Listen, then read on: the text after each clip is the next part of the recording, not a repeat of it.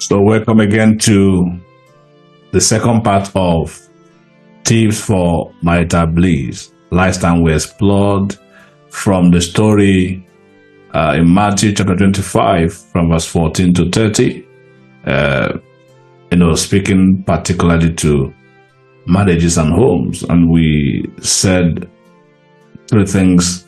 Number one, no one is created empty. Your spouse is not created empty. Number two, you need to give your spouse time. Number three, your lifestyle is not a yardstick for normalcy. Check out for that video,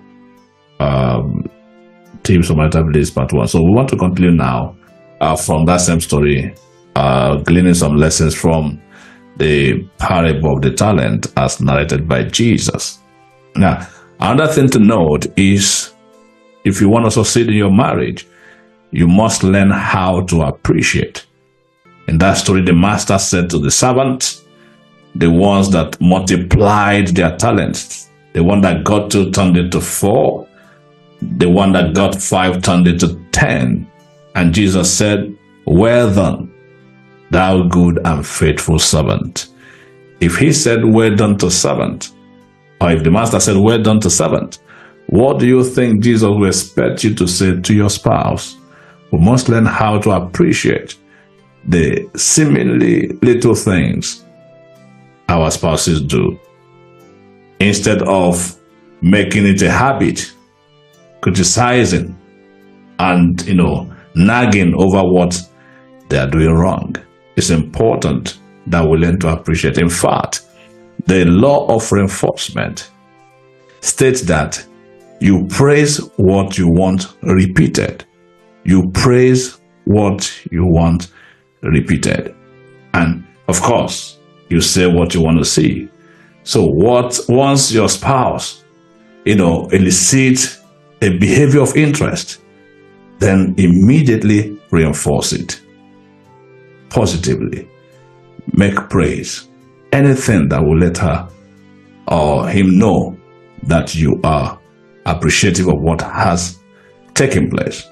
So the number 2, you must learn to forgive. You must learn to forgive. In that story, Jesus said the master left a far country and came back after a long time, long enough for them to make mistake on the job, also long enough for them to have a rethink. But this particular guy who hid his talent said his master was a wicked man. He liked to reap where he did not sow. And as a result of that, he buried his talent.